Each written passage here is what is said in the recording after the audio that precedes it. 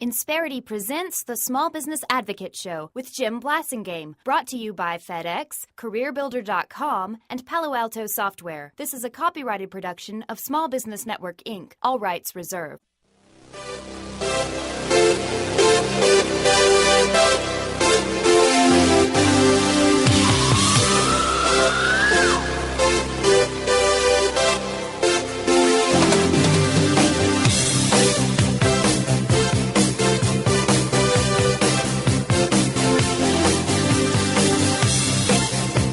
Welcome back. It's 12 after the hour. Thank you very much for hanging out with me. I'm Jim Blasingame, and you're listening to the Small Business Advocate Show, and I'm glad you're here. Pam Bilbrey is here, too, ladies and gentlemen. Pam is a longtime member of our Brain Trust, co-author of Ordinary Greatness. It's where you least expect it, everywhere.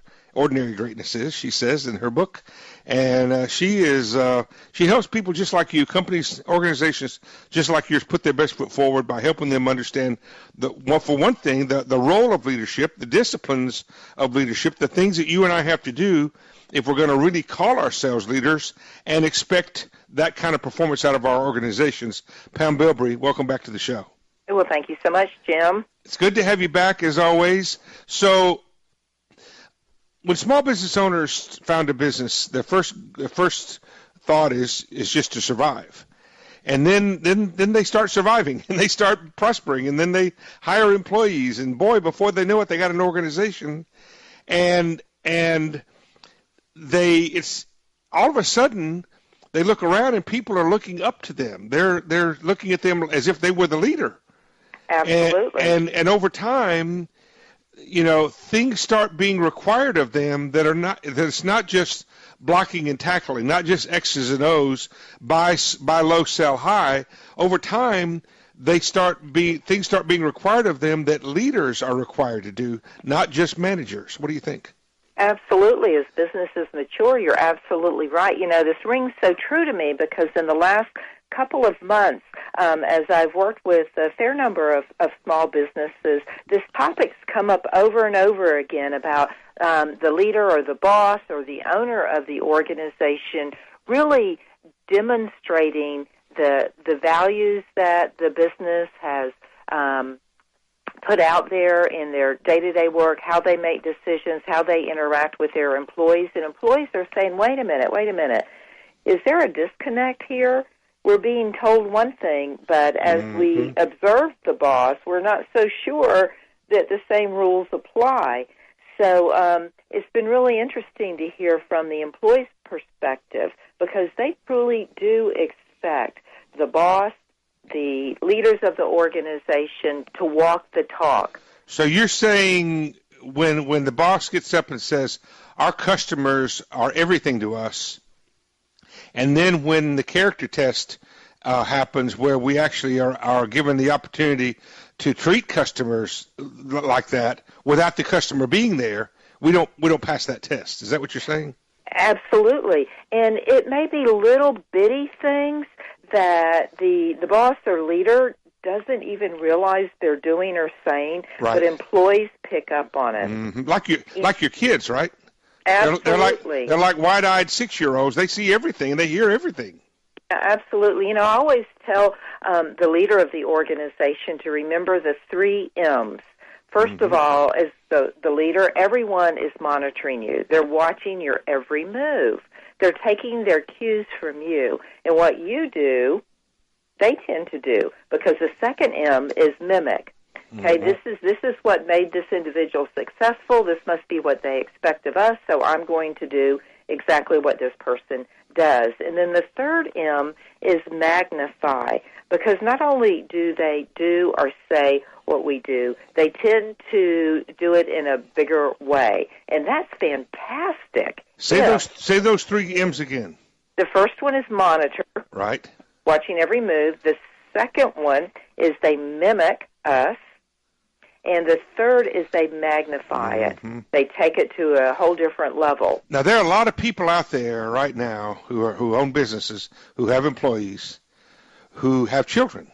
And it never occurred to them to think about their employees watching them the way they've learned that their children watch them. It's the same thing. It is, isn't it? Yeah, because you exactly. are in that scenario, in that environment, you are the alpha member, you're the leader, you're the person the other people depend on, they have to trust. They've hitched their wagon to your star, they're not going anywhere. It's the same kind of a relationship, isn't it? It is. And, you mentioned that word trust, which is really important, because when there is that disconnect, then that's when the trust is in jeopardy. And we know how important that trust is in any relationship, including a business relationship, for our employees to do their best, for us to retain our highest performers. There's got to be a significant level of trust in the leader of the company. Right. Well, there's no question about it. And I'll tell you something, Pam.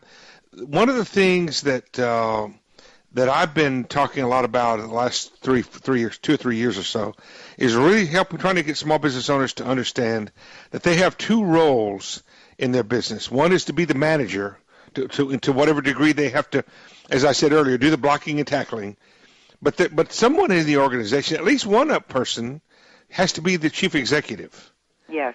And a small business owner can't always be the CEO. In other words, every moment is not a CEO job. Some jobs are management jobs. But they've got to find a way to get into that role as often as they can. And in that role, that's where they have to see themselves the way you're describing it here with the 3 M's. That's where they're not in the trenches. They're sort of above the fray, watching things happen. And that's when they need to have this kind of thinking in mind, what you're trying to tell them right now. Absolutely, it is. In that leader role, as they demonstrate to others what's important for the company, how everyone should behave, where the organization is going, there has to be that level of clarity that the leader provides, not only in their words, but in living that clarity in their day-to-day actions. What an example would be, as a manager, when you look at a customer relationship, you'd say, we've got to get the most profit out of this relationship. We've got to make sure that we negotiate hard and get our price on this thing.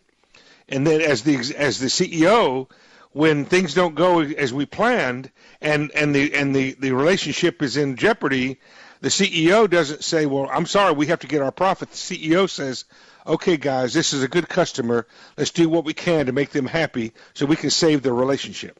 Mm-hmm. Absolutely. No, and all of that are what you call the values. Yeah, absolutely. The values of the organization and what's going to help make that organization successful and be true to the individuals in the organization. Well said. And to make them be proud of you and of themselves. Pam Bilbrey is our guest. Our book is called Ordinary Greatness. 20 after. We're going to be right back after these messages with Pam Bilbrey. I'm Jim Blasingame. Stay with me. Insperity presents the Small Business Advocate Show with Jim Blasingame, brought to you by FedEx, CareerBuilder.com, and Palo Alto Software. This is a copyrighted production of Small Business Network, Inc., intended for the private use of our audience. Except as otherwise provided by copyright law, all other copying, redistribution, or publication without prior written consent is prohibited. All rights reserved.